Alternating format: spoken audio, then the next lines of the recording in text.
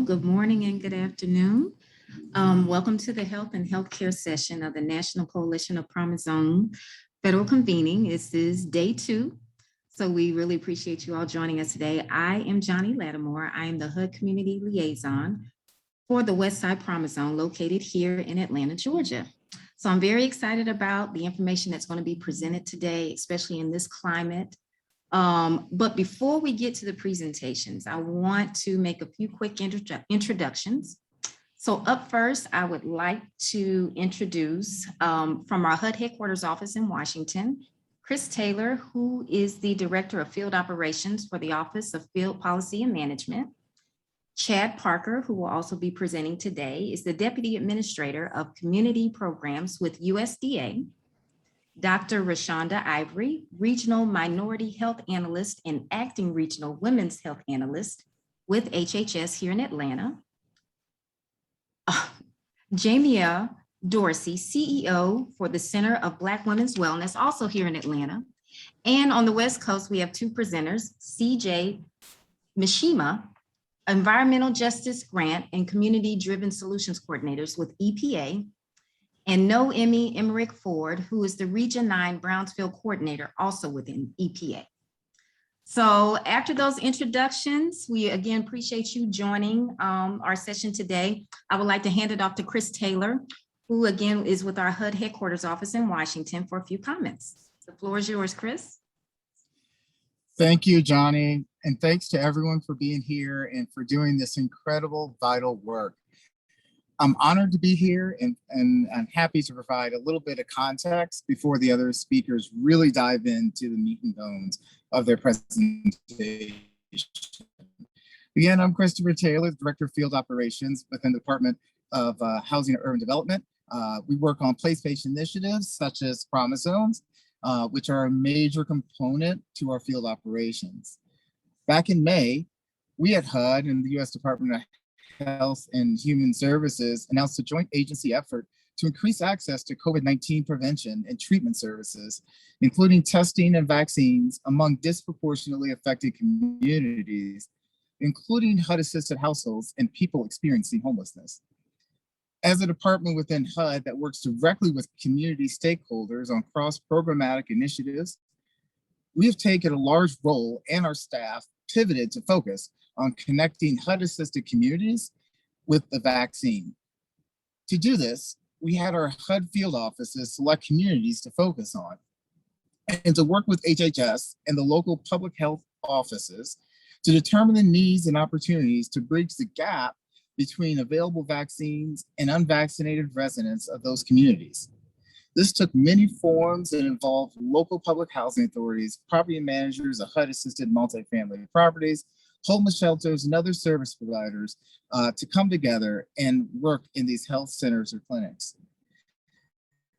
On our end, not only did we refocus all of our staff power on this important work, but we've helped the CDC with vaccine confidence boot camps, partnered with HUD's Office of Public and Indian Housing to put on webinars around the vaccine effort, and created new data tracking apps to help us quantify this effort.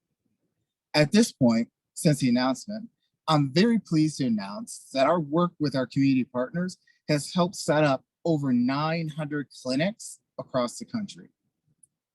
Lastly, I'd be very remiss if I didn't brag about our Promise Zones.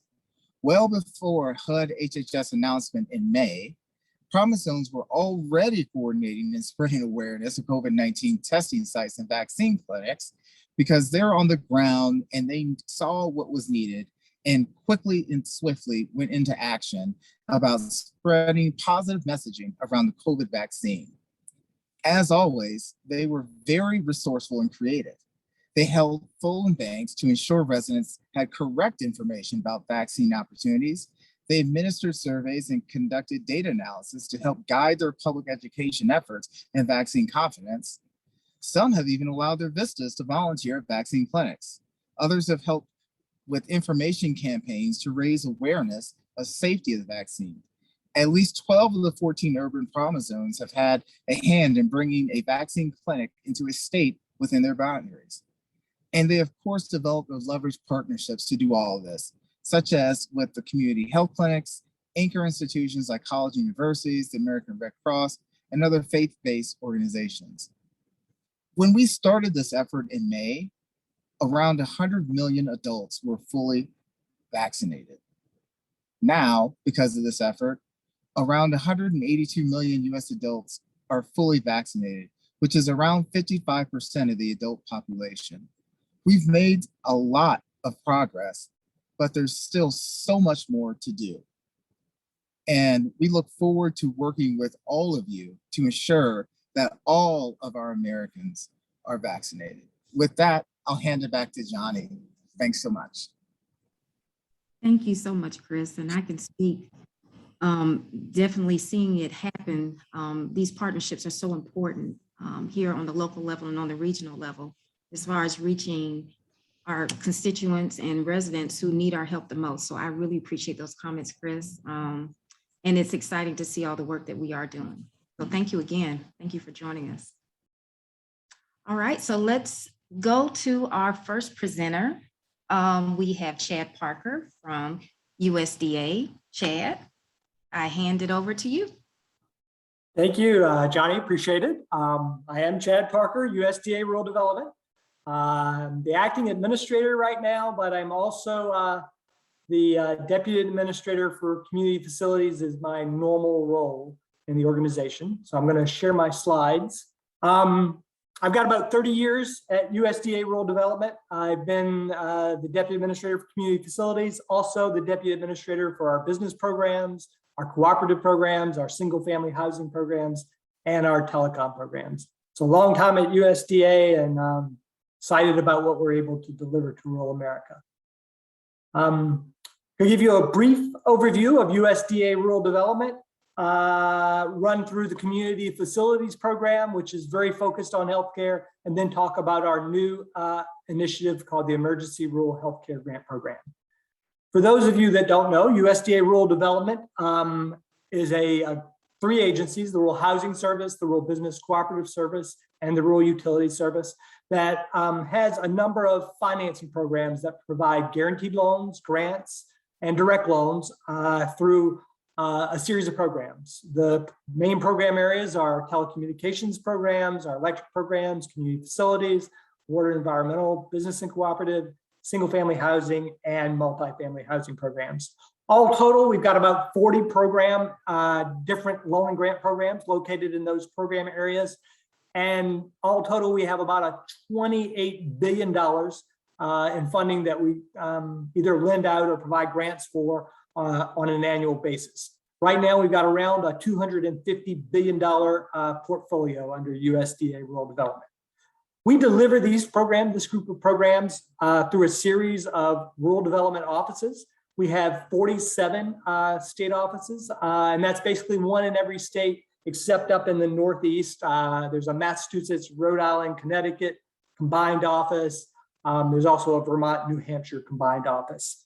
Under those offices, we have 400 area offices located all out across rural America, so that we've got kind of boots on the ground, people that can help develop applications, work on your applications, people who can come out and visit the projects and be engaged with citizens in rural America.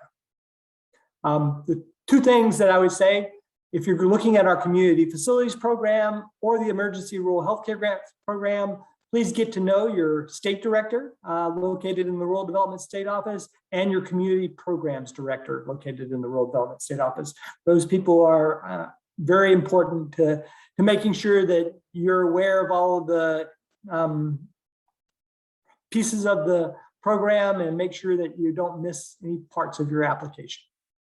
So for the community facilities program, it's a broad program that allows us to do direct loans, guaranteed loans, and grants. We get about $2.5 billion on average on an annual basis for the direct loans, $500 million for guaranteed loans, and about $30 million for grants.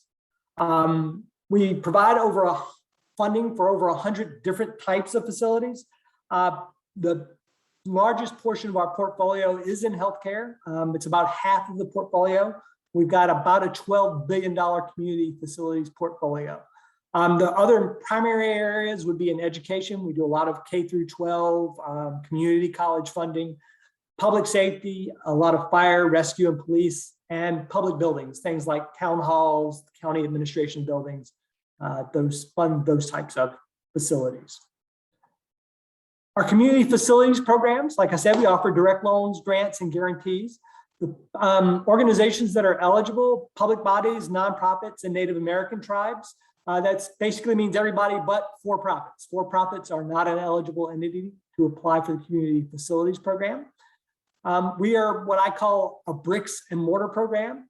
We do construction and buildings, funding facilities, and that includes vehicles and equipment. But it's basically real assets. We don't fund under the community facility program things like operations expenses or staffing at cost or overhead, pre-development costs, those kinds of activities. For our CF direct loan program, right now the interest rate is 2.25%, 2.25%. It changes quarterly, but once your loan is approved, it locks in and stays that rate for the lifetime of the loan.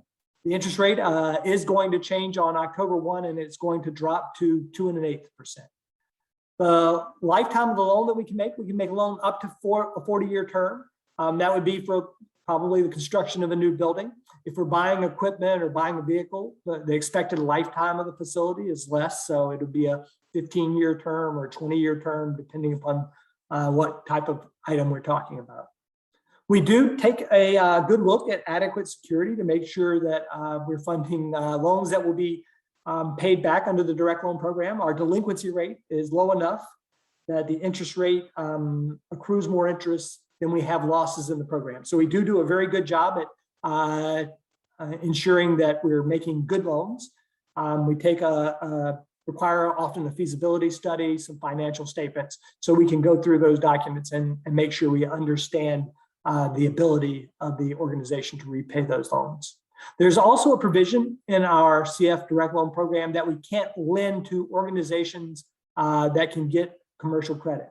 So if not many rural communities are in this situation, but if they're sitting on a boatload of cash, then we're probably not going to be able to lend to you. We provide loans at a subsidized rate.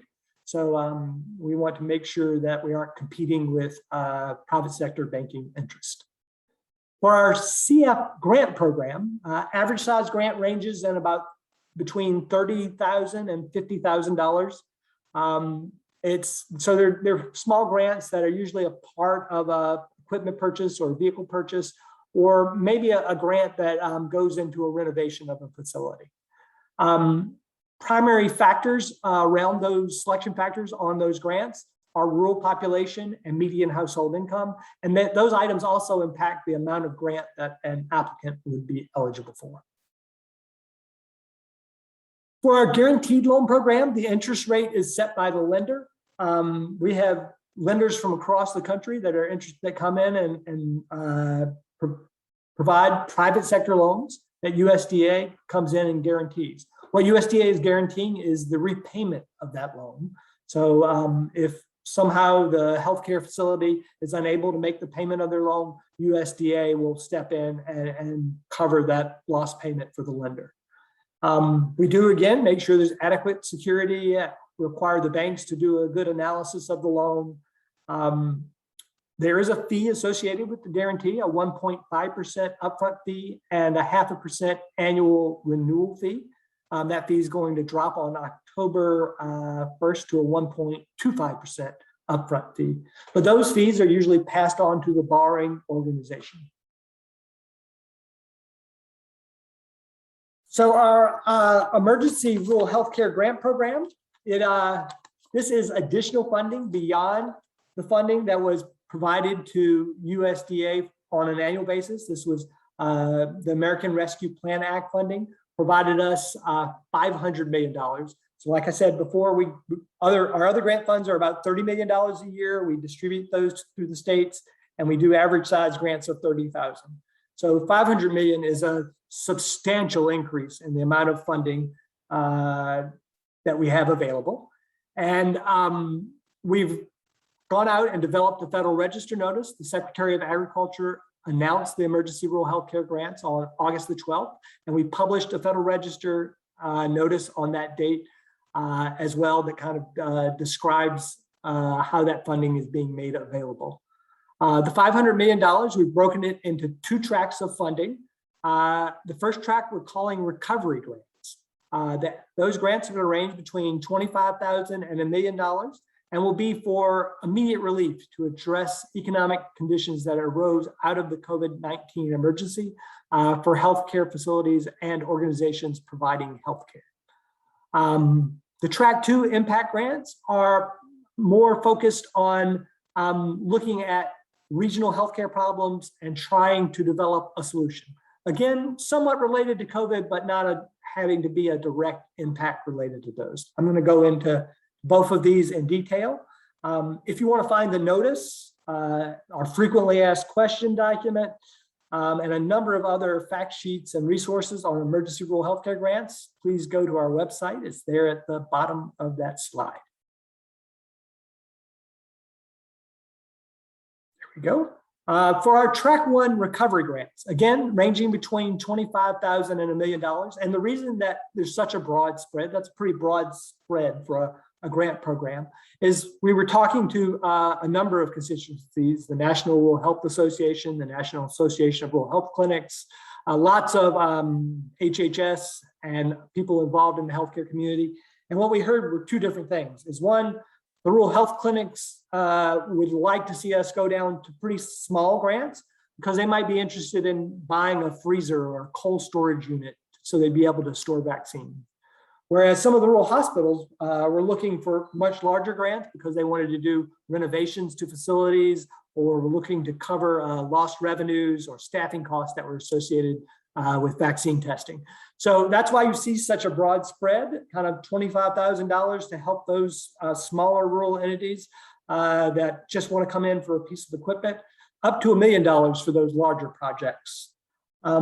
Statutory in the statute and then in the regulation, we've defined what's eligible for track 1 recovery grants, increasing capacity for vaccine distribution, things like cold storage, vehicles, transportation, or other equipment expenses associated with that, medical supplies and equipment to increase surge capacity, reimbursement for lost healthcare revenues, telehealth capabilities, construction or renovation of temporary or permanent structures. We've got a lot of questions around being able to fund vaccination sites or testing sites, supporting staffing needs for vaccine administration and testing, supporting vehicles, facilities and equipment and other operating expenses associated with vaccine administration and testing, supporting, the last one was they included nutritional assistance in it.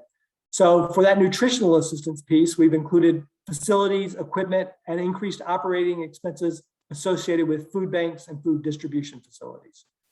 So a broad use in healthcare as well as some nutrition assistance also are eligible under those track 1 grants. Again, $350 million for this activity that's distributed out to the rural development state offices, and they will be processing grants that come in the door.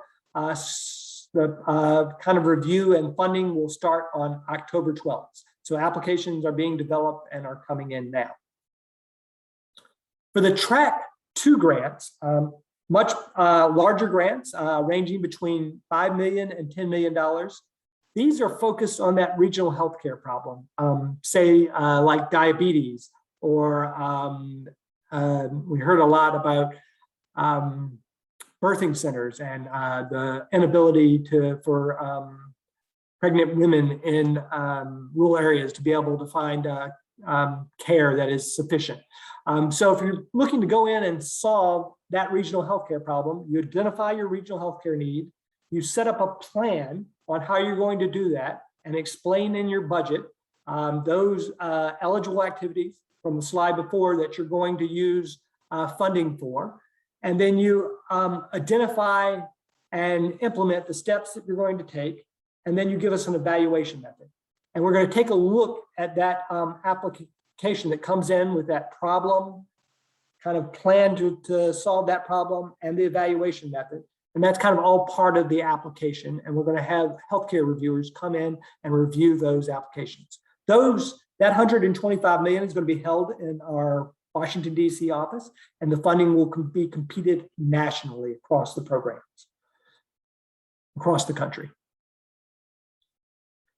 Who's eligible? Again, it's the same as for our community facility program as for the emergency rural healthcare grants, public bodies, nonprofit, and federally recognized tribes.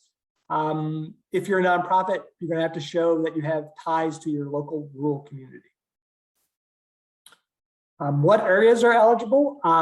Population of 20,000 or less, the same as our community facilities program. So that means if you're in the town or city limits of a city or town within its incorporated limits, that population must be 20,000 or less. If you're out in the unincorporated rural area, then we don't measure the population of that. So the places that are ineligible are those cities or towns that are incorporated that have populations of greater than 20,000 in population. We also are looking at the median household income and another primary factor in what amount of grant you're eligible for. And I think it's on the next slide. Yep. So there's a percentage requirement of how much grant that USDA can put in as far as the percentage of the project cost. And it basically tiers down from 75% to 55 to 35 to 15% based upon the median household income of the area being served and the population of where the facility is located. So if you're in a small community, 5,000 or less, and you've got a high poverty rate, so you're the median household income of that area is 60% of the state's non-metropolitan median household income or lower, then you qualify for 75% grant.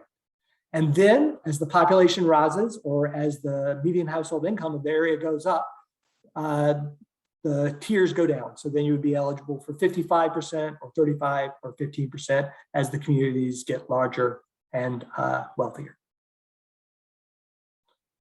For our Track 1 grants, applications are being submitted to the Rural Development State Offices right now where the project is located. We'll be accepting those on a continual basis until all the funding is utilized. There's $350 million that we're distributing out to those state offices. We've held some funding in the national office, and when a state runs out of funding, we'll provide that funding to the state office so that they can continue to fund applications until all the funding is gone. They're not going to fund anything until October 12th. So that gives an opportunity for a whole bunch of applications to get in case we get more applications than the funding that we have available. We want to make sure that we're competing those and funding the best applications. Again, reach out to your state director or community programs director in the Rural Development State Office to get a good communication going about those projects. The Track 2 grants, they're going to come in to our Rural Development State Offices. They'll be forwarded up to the national office, and we will circulate those out to expert healthcare people to come in and view those grants as well. I think that's my last slide. I am going to leave you, again, broad background in USDA rural development. My email address is chad.parker@usda.gov. Happy to have someone shoot me an email, and I will put you in contact with the right people. If it's community facilities, happy to do that. Also happy to point you in the right direction on other rural development projects as well. Thank you, Johnny. I think that's it for me. I'll hang around for questions. Oh, great. Thanks, Chad. So we'll hold questions till the end of the session. Now, a lot of great information. It's good to see that $500 million amount at the top, and I could probably make the connection on why that amount went up because of, like you said, where we are today. So, no, appreciate it, Chad. Thank you. Okay, next up, we have Dr. Rashonda Ivory from HHS and Jamia Dorsey from the Center for Black Women's Wellness here in Atlanta. So I will turn the presentation and the program over to them. Thank you.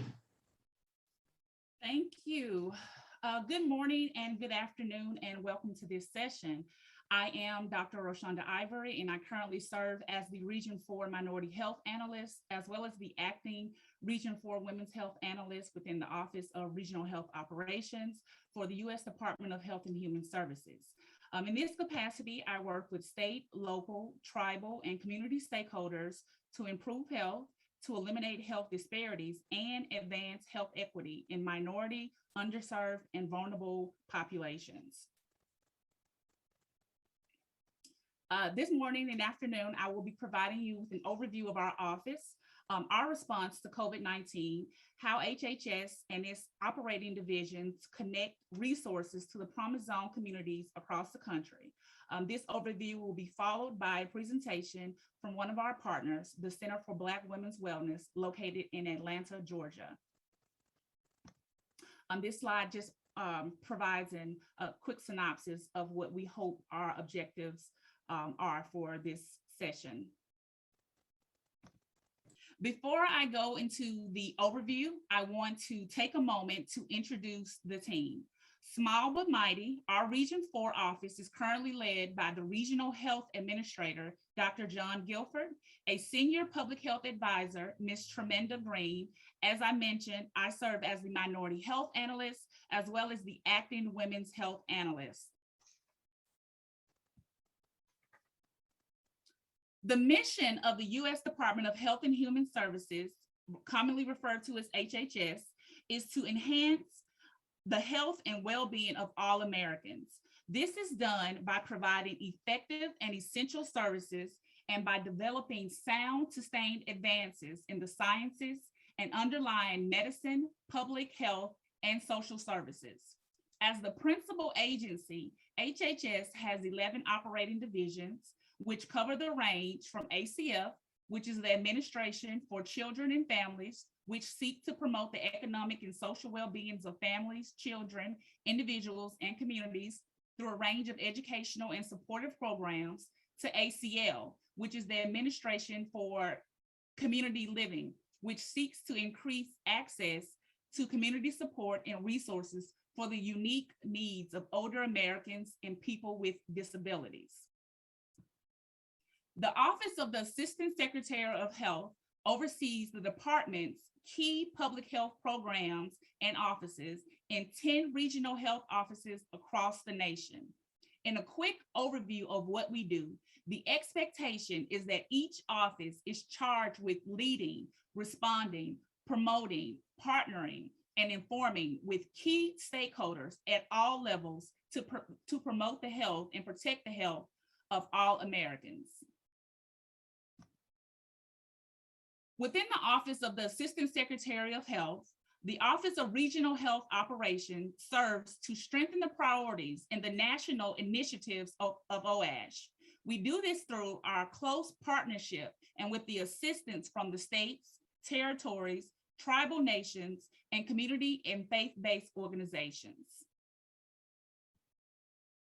Of particular importance is also the unique collaboration the Office of Regional Health Operations has with the Office of Women's Health and the Office of Minority Health. Each regional office seeks to amplify the programs, policies, and practices of these federal offices while assisting state and local communities in their practical application. I would be remiss if I did not discuss the HHS response to COVID-19. HHS collaborates closely with other federal departments and agencies on cross-cutting topics. This also includes the HHS response to COVID-19. The We Can Do This campaign is the HHS public education campaign that the principal agency is using to increase confidence in COVID-19 vaccinations and reinforce basic prevention measures.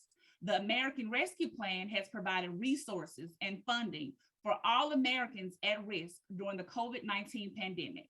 Additionally, HHS offices and divisions like CMS, FDA, ASPR, and the CDC have been instrumental in the development of tools used to identify vulnerable populations, provide the latest data and information on vaccines and therapeutic treatments, and assist in increasing the number of healthcare providers in order to help the system quickly administer vaccines as they become available. Each of the regions also have a standing health equity council. So since March 2021, the Region 4 Health Equity Council has had a direct focus of ensuring the equitable distribution of the coronavirus vaccine. The purpose of the council is to gain situational awareness, determine current needs, and identify and connect resources for underserved and vulnerable communities. Our council, like the health councils of all other regions across the nation, is very diverse.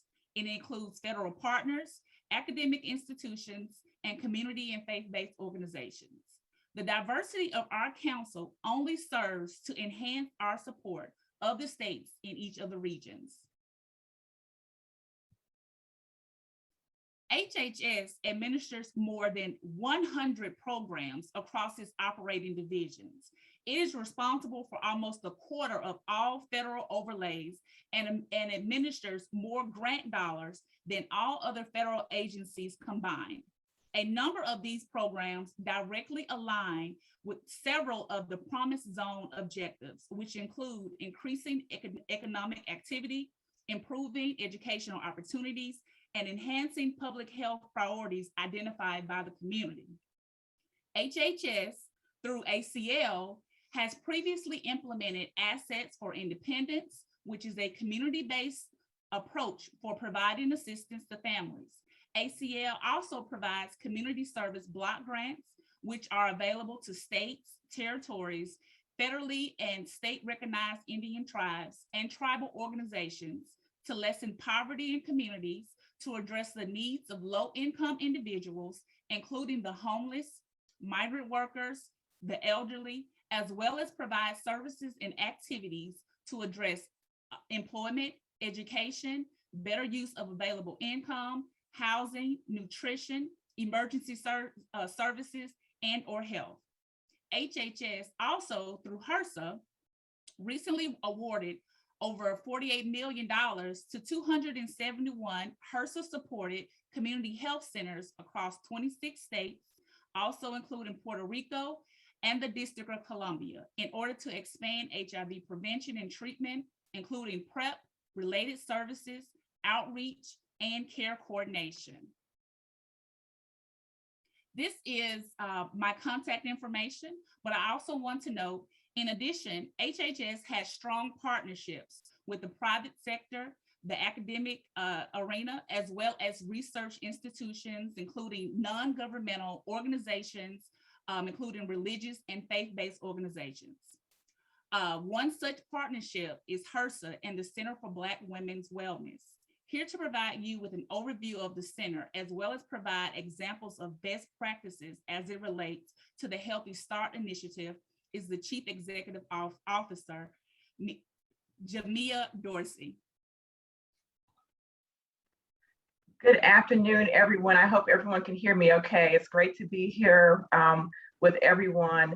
And my hope today is to share a little bit about the Center for Black Women's Wellness and just the value of partnership, which is what the Promise Zones are all about, and really the importance of health and how health is a social justice issue.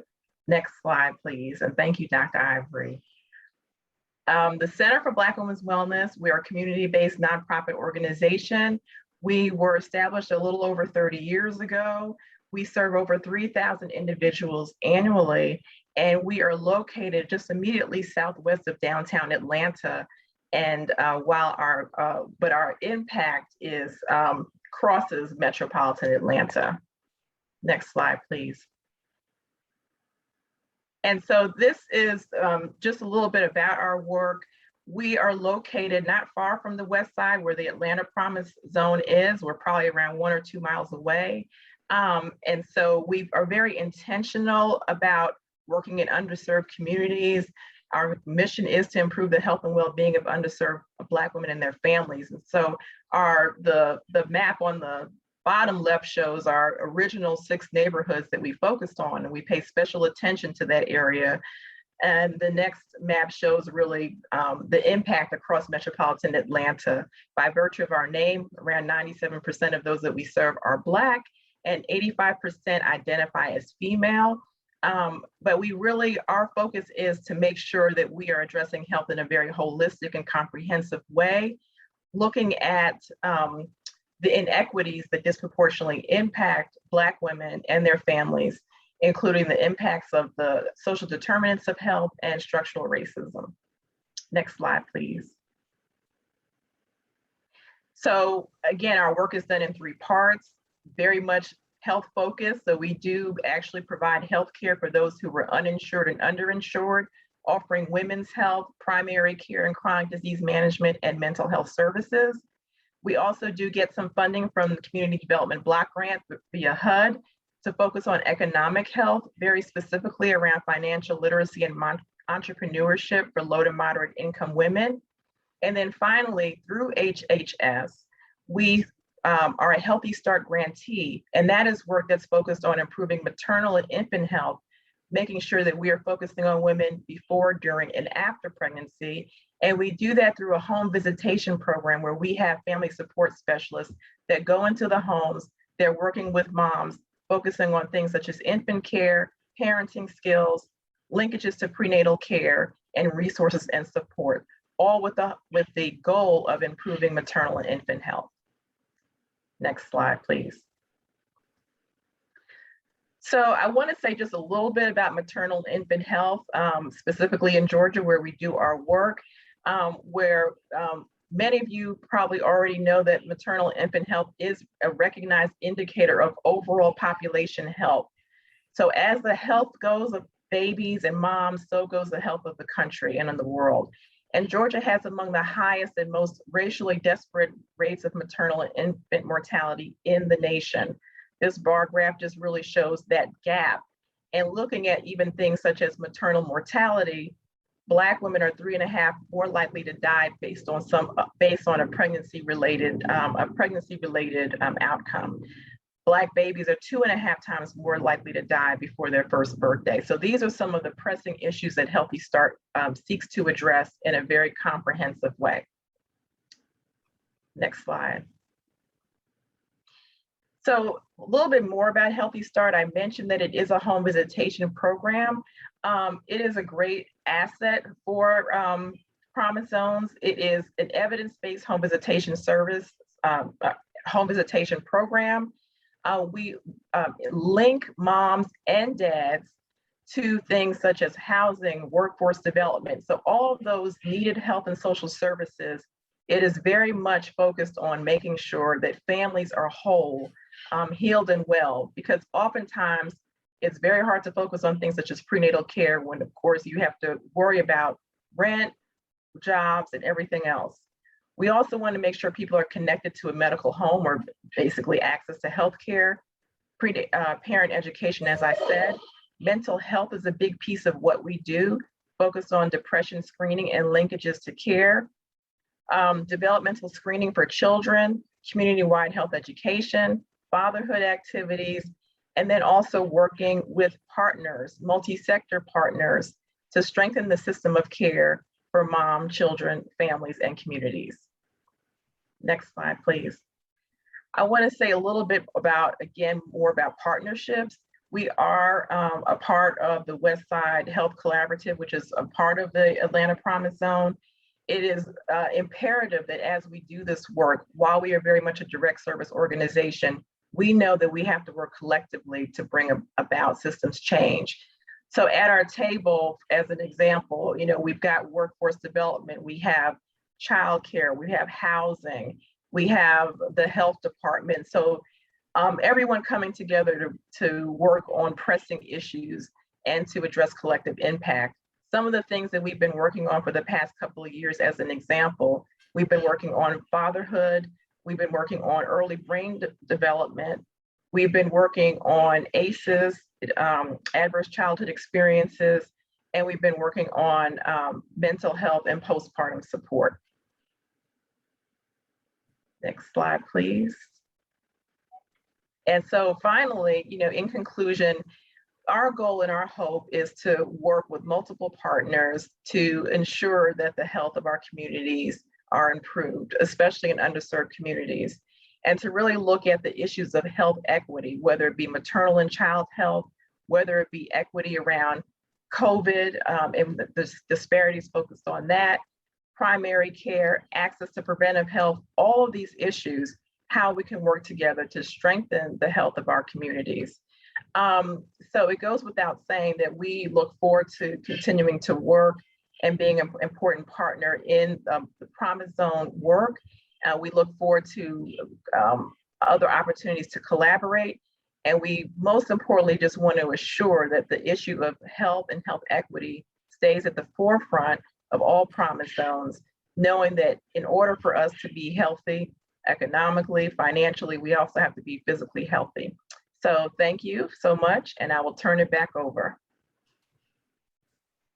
Oh, thank you so much, Dr. Ivory. Thank you, Ms. Dorsey. I want to say two things real quick before we move on to our next presenter. Definitely the partnership with HHS has been a huge one for us with HUD regarding COVID vaccination efforts. And I know Dr. Ivory and I have connected a little bit on across the state of Georgia and even on a regional level, the impact that has made. And also, Ms. Dorsey, I have a lot of ideas on who I can connect you with in the West Side Promise Zone because of all the great work you're doing.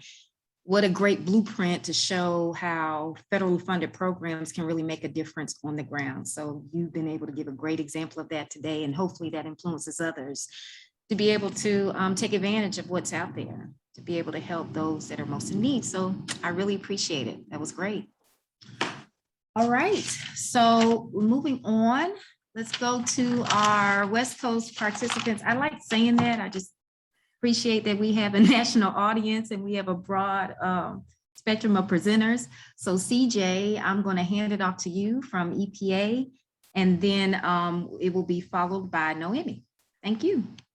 Thank you so much. Good morning and good afternoon, everyone. My name is CJ Mishima. I'm with US EPA Region 9 and based in San Francisco. And I work in the community-driven solutions as well as the EJ program. And today I'll be focusing on the community-driven solutions part of my job. On Friday, I'll actually also be presenting and I'll speak more about our environmental justice grant opportunities. So the first program I'd like to talk about, obviously, EPA has a plethora of grant program opportunities and funding opportunities. But within the realm of community-driven solutions, I want to talk about a program called Local Food in Local Places. So this is a little different, whereas it's actually not a grant program. This program is a technical assistance program focused on providing food resources for low-income communities. And now you might be asking yourself, why would you just want technical assistance without funding? But the goal of this program is to really give communities the tools and the ability to apply for more competitive grant programs to make them more prepared to utilize really important funding. And actually my co-presenter will be talking about some additional funding resources after this. And just to let you know, I just started this program about 2 months ago, so I'm learning very quickly as well, but it's been really fun and exciting. So just to give you some purpose for this program, the goals of this program is to really establish tools that will give economic opportunities for local farmers and businesses, access to healthy local food, especially in disadvantaged groups.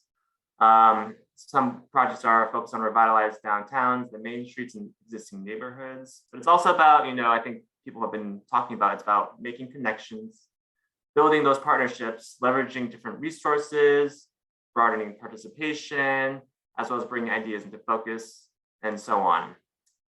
So I just want to put that out there, as that's a big focus of this Local Foods Local program.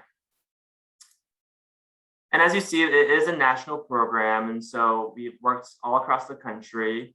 Obviously, since I'm in Region 9, I've been focusing on the California, Nevada, Hawaii, and Arizona region of the country. But the local food programs and CDS work is in all regions from EPA. And some of the different topics that have arisen from these programs, you can see here, we have local food systems, we have placemaking and smart growth, we have focused on economic and community development, public health, and equitable developments. And just to kind of explain more of the process of this program, it really is focused on the community engagement side of it. We want to hear, what the community needs are, and create an action plan based off those needs. And so I actually just participated in my first local food project, and it was really fun to interact with the community, even though it was virtual, but to hear what they wanted and to put their words into action, or at least into an action plan. So this is kind of the basic model of our CDS work. We have this first phase about assessing what the needs are, and then we actually convene and do workshop-based programs. And then the implement part is actually putting together an action plan to get you ready to apply for very competitive grant programs to further on the projects. Since I don't want to go too far into the details, but if you have any more questions, feel free to follow up with me. And just to give you some examples, some of the assessment part, we like to start off with some conference calls where we establish the goals, we introduce the process, we learn and listen to plan for that outreach and to conduct the self-assessment portion. And then we investigations, understand the context, meet them where they are. So we're having community meetings, we're really inviting different stakeholders. And these community meetings, we at EPA and our technical partners who are providing this training, we are really utilizing the community leaders and then inviting who they think should be a part of these meetings in terms of planning out their action plans and who they want to be involved when we actually do the technical portion of our work. So it is all community led. We're just kind of the background players trying to support and give the tools to really engage. So one of the first kind of projects or activities we do is a community mapping tool. I'm sure many of you might have done something similar, but it's a really simple tool where we have groups of people where they map, important locations, historic sites, maybe there's a lake, and restaurants, and it's just a really open-ended activity to get people's brains flowing in terms of what we want to achieve in this project. If it's establishing a food co-op, or where would that go, and really layering in all this data to and hear from the community what they think is best, because obviously people who've lived in this area for their entire lives know maybe where to best put something, but maybe a map that you find online won't really give that story. So we're really looking for the stories of the community to help create these action plans.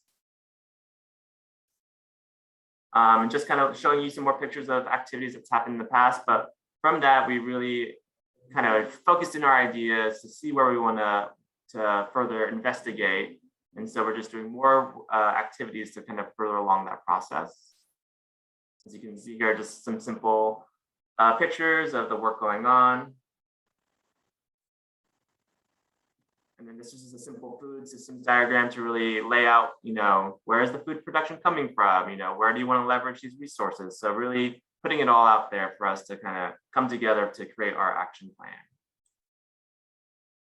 And then the next steps after we usually have our technical training would be, more workshops and follow-up calls. And the goal of this program is to, not just to come in and give a technical training and leave, and that's about it. And we, leave it up to the community to decide what's next. We really want to, establish a partnership with our federal partners, state, local partners, and to help provide, the funding opportunities further on. And so that's why I wanted to bring in my co-presenter, Noemi, who will talk about some more opportunities on that. And just to give you an example of a project that has happened, which I was not unfortunately a part of, but one in New Mexico. Here, while we were there, the Cooperative Extension in San Juan College and Farmington sought the LFP assistance to put the farm back in Farmington and expand local food and local production in and around Farmington. And from their technical trainings, what they found was the city of Farmington is undergoing a renaissance of its own, with plans to redo the main street, increase the arts, walkability, and enhance the place of downtown. There are lots of actors, enthusiasm, and committed people, very strong institutional leaders with county extensions and the community college, strongly supported by city. So a lot of good information was understood. And the outcomes was they set a community up to start or restart the regional food system conversation and connect it with the four corners of regional economics. They set community up to apply for grants, as I was mentioning, for a position at the SJCC for food system support, and connecting and working with the Navajo is also a priority within that realm of work. So I think that's all I have for now, and I'm going to pass it off to my co-presenter, Noemi. Okay, thank you. My name is Noemi Emmerich Ford, and I work for the US EPA out of our Region 9 office, which is in San Francisco, but I am place-based in our Los Angeles field office. So I want to just start first with what the definition of brownfields is. So brownfields is a property where the expansion or redevelopment is complicated by the present or potential presence of environmental contamination. And as you can see from this slide that all of these different actions, these past uses may result in a brownfield site.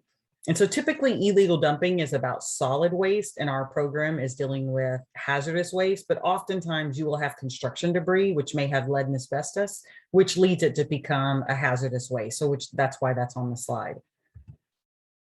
And so of course, the crux of what I want to talk about is our funding. And so this is super timely as our national request for proposals just opened yesterday afternoon. And so on this slide, it depicts the various types of funding that we have available to address brownfields, but the 4 that are highlighted in green are the ones that I'm going to touch on today. And that's only because the request for proposals are currently open right now, which is an opportunity for anyone that's listening in to be able to apply since it's a national competition. And so folks will often ask, well, how do I utilize brownfields funding? What can I do with these resources? And so it really follows. Our program is really about taking contaminated properties and getting them revitalized. So it can start with just identifying sites, creating an inventory in your community, conducting the environmental assessments that are necessary to determine the extent of contamination, all the planning that might be associated with the remediation that needs to be done and or the community revitalization that you want to see. Our funds can be used for cleaning up the site. And then lastly, just focusing on the planning for revitalization. I've hyperlinked this funding fact sheet because it gives you a nice graphic that talks about all of our funding resources that are available and who's eligible. So of course, what you want to know is, can I apply? So eligible entities include states, tribes, any general unit of local government, nonprofits, or qualified community development entities. So I just want to dive in directly into the different funding types that are available now. So the first is our assessment grants. This is probably the one that is the most popular, and most organizations or entities apply for this grant. And this is really, it tells you there what you can do with the grant. When you receive the funding, you have it for about 3 to 5 years. There are 3 different types of assessment grants you can apply for. There's a community-wide, which is $500,000. For those who might be familiar with brownfields, you'll notice there's an increase. In the past, those community-wide grants were only available for $300,000, and now this year it's $500,000. We have site-specific grants where if you know within your community there's only one site that you want to conduct an assessment at, that's the $350,000. And this year we have a brand new grant program that's only open to states and tribes where they can apply for up to $2 million to conduct environmental assessments across their jurisdiction. We also allow for and encourage redevelopment planning. And so these are all some of the activities that can be done with our resources under the Brownfields Assessment Grant. And some of these can also be done with our cleanup and our revolving loan fund grant, which I'll talk about in a moment. But this is really the crux at engaging the community and allowing them to have an active voice in the decision-making so that you can use some of our resources to get these actions done. So our cleanup grant, kind of inherent in the title of the grant, it is for remediation. And so once you've assessed the property and you know the extent of contamination, then you'll develop your work plan and then get the site remediated. You can get up to $500,000. You can spend all $500,000 on one site, or you may have a few sites that just have minimal contamination. You need to do hotspot cleanup. Then you can talk about in your application the 3, 4, 5 sites that you might use with the $500,000 to get those sites cleaned up. If you are only applying for one site and it needs more than $500,000, you can ask to get a $650,000, but that's only focusing on one site, not multiple sites. This grant program does require a 20% cost share. The other assessment grant program does not, but this 20% cost share can be done in time, materials, or anything that might be an eligible activity under the grant. It could be even leveraged grants that you already have as part of this site. So this is just to give you an example. Since I'm place-based in the city of Los Angeles, I've been working with the city of LA to focus on the LA River. Their goal is to really bring people back to the river, try to find areas where they can de-channelize the LA River. I know most of you are thinking, wait, there's a river in LA? There is.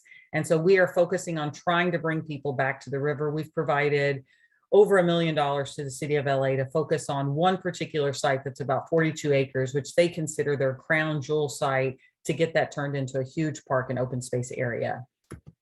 Another example is in San Diego, really focused on, of course, us being EPA, looking for opportunities to do transit-oriented development. And this is a property in San Diego that literally is right across the street from the trolley station. It was 50 units of affordable housing that we provided over $400,000 to get that site cleaned up. So our other grant program that is currently open is our revolving loan fund grant. So this is a little bit different. This is for, we provide the $1 million in funding to an entity for them to then use that as an additional tool in their incentive toolbox to work with private developers. Because when you think about the federal government, we're not providing money directly to individuals or private entities. It's all going to nonprofit or units of government. This is an opportunity for a nonprofit or unit of government to get resources and be able to partner with the private sector to make redevelopment happen. So they can provide these low interest loans. And in some instances, the cities can use a portion of this, which is what we call sub-grants, to give free remediation money to get properties cleaned up and redeveloped. Again, this is also a 20% match. For this program this year, if you currently have a revolving loan fund grant, you would not be eligible to apply for a new one. We're making it this year where it's only, we're trying to reach groups that we have not reached in the past. So only new entities can apply for the funding this year. For those who currently have revolving loan fund grants, they can come in at a later point and apply for additional funding under a non-competitive resource to get more money into their grant. And here's an example. I know our moderator, I think, is from Sacramento. You're probably very familiar with the site. We provided quite a bit of funding to get this property cleaned up. It's a live and play housing and affordable housing project. It's on the R Street corridor. And this really was a catalyst site for getting redevelopment to happen in this area.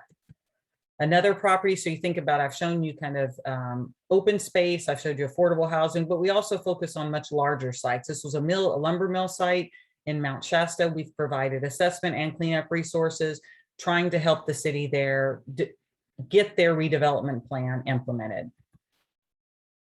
So now the last grant program that I'm going to talk about that is currently open right now, but unfortunately this RFP is closing on October 5th. I think this would be a great opportunity for those who are part of the promise zones or working in promise zones, since workforce development tends to be one of the pillars of the work that you do.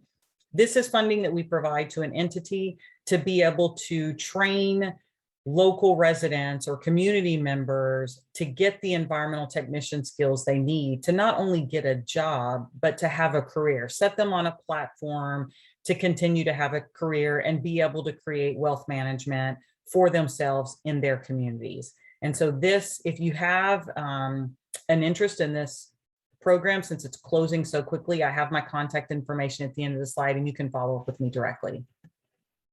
So now I want to move to what I've just talked about is resources, money that comes directly to you to be able to implement. Now I'm going to focus on technical assistance, which where we at the federal level will provide the assistance directly to you, but we're holding the purse strings. And so the first is our targeted brownfields assessment program, and the other is in our land revitalization and redevelopment planning tools. So our targeted brownfields assessment program, as I mentioned, I'm in our Region 9 office out of San Francisco. Each of our 10 regional offices have a program which is very similar. If you are based within Region 9 and you're interested, this is the online application that you would fill out. Each region has their own process for managing their resources. Really quick, it's where we have our environmental consultants on retainer. They will go out and assess a property for you and help you determine what the extent of contamination is. We're looking for properties that are on a smaller scale because we only have about $100,000 that we can spend. Those that really have near-term redevelopment, you have to show us what leveraging you have in place for the redevelopment to happen. I'm also looking for projects that serve the public good, since this is a competitive highly competitive program, and we don't have a ton of resources to spend within a year. The great thing about this, though, it's a rolling application. So first come, first serve. So if you're anywhere within the Region 9 area and you're interested, I would say definitely check out this link and apply. So now I'm moving into more of the technical assistance that we can provide. And under our land revitalization program, these are just a variety of different things. It's similar to the slide I showed earlier of ways that we have contractors on retainer who can help you kind of implement land revitalization. And so I'm going to show you a couple of examples really quickly of things that we have done, but this doesn't mean these are the only things we can do. The universe is quite open in terms of land revitalization and the assistance we can provide. This is again a project in San Diego, the Jacob Center for Neighborhood Innovation. If you're not familiar with Jacob Center for Neighborhood Innovation, if you are a Promise Zone entity, what they have established there with this foundation and this community, I'm not sure that it's been done anywhere else in the US. It's definitely something to look up. But we worked with the City of San Diego and the Jacob Center for Neighborhood Innovation to develop a complete streets study. And it was really to look at how to make their community more walkable, since they are located right adjacent to public transit, and really tried to make it open to the community where they could walk to all of the resources that they would need. Another is in the city of San Francisco, focusing on a climate adaptation and green infrastructure plan, the Indian Basin waterfront. This was a park that the city of San Francisco is trying to develop. And what we helped them look at was try to determine how they could develop this park and thinking about sea level rise in the future. Another example is in the city of National City, just south of San Diego.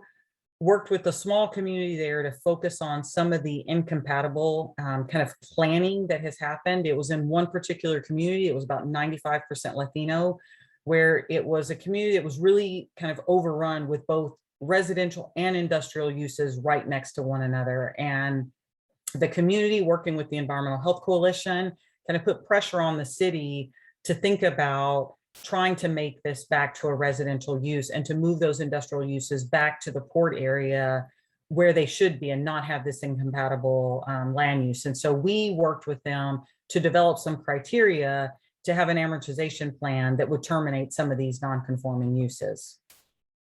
Also worked with several nonprofit and for-profit affordable housing developers to look at modular construction and to try to show some of the benefits of modular construction, and really looking at how this can reduce time and waste, and that it doesn't really require additional environmental remediation or impact any remedy implementation that you might have going on. And actually using modular construction could also offset some of the cleanup cost. And communities appreciate this because you don't have as many trucks going in and out of their community as part of the construction. And so we have a whole fact sheet and a toolkit on this on our website. And then lastly, just thinking about the issues of global warming, working with a former wood products company in Crescent Mills, California, to look at biomass evaluation to determine if this would be a good redevelopment for the site of this former mill. And so now I just want to close with and kind of re-emphasize that environmental justice, equitable development, and community engagement is at the forefront of what we do in Brownfields. And I know there's often a lot of consideration and thought given to that as soon as you redevelop an area, those who have lived there are now pushed out of that community because the property values have gone up. And we're seeing that happen in the city of Los Angeles along the LA River, and really working with units of government to develop these equitable development plans. We've seen it happen around open space. We're doing it in LA. They've done it in San Francisco. They've done it in DC with a lot of these larger park projects. That can also be done with our money. And just to emphasize that through all of our grant types, community engagement is at the forefront of what's done. EPA does not get involved in local land use decision. And the first word I said was local. We want to keep it local and ensure that the community is engaged. And then lastly, I'll just end with my contact information. And just mentioned, I'm based out of our San Francisco office, but if you're somewhere else across the country, I can definitely connect you to your Brownfields regional coordinators in those other offices as well. Thank you. Thank you. Thank you. Thank you so much. So I'm in the chat box. Does anyone have any questions for our presenters today? They did a great job of providing us with great resources on how we can help our residents in some of these communities. We have a good amount of people on. So no questions. If you don't have any questions, I actually do have one quick question. CJ, you talked about how you connected with community leaders to actually reach residents on determining what the needs were. And I know in Atlanta, we utilize CPUs, which are our planning units, and that's how we can kind of zone in on who those people that we actually need to connect with, because we understand as federal partners, sometimes there is some hesitancy when we step into the room. And so we need that local connection to be able to provide them with a lot of good information. I just kind of wanted to know what was your method on doing pretty much the same thing in your role. Yeah, so I think we established, a point of contact who was the community lead when the people applied for the CDS type work for technical assistance. For example, I think the recent one I participated in Las Vegas noted that, it was really important to involve faith-based leaders in the area to be involved. And so they actually were doing the ones who are reaching out, explaining the program, and really gaining the interest and the traction for the community to be more involved. So, we always have recommendations if we think could be beneficial to these conversations, but we really try to, make those decisions with the community itself. And I think it just depends on, who is that person and who is that point of contact to be that lead. Thank you, thank you. Any questions? We have 11 more minutes if anyone would like to ask. Okay. Well, usually that means that the presenters did such a thorough job. There's no questions. So, Julius, I don't know, I'll turn it back over to you. But again, I want to say a great thank you to our presenters today. It's been great working with you, bringing this session together. And we will be talking offline about other partnerships and ways we can connect. So I appreciate it.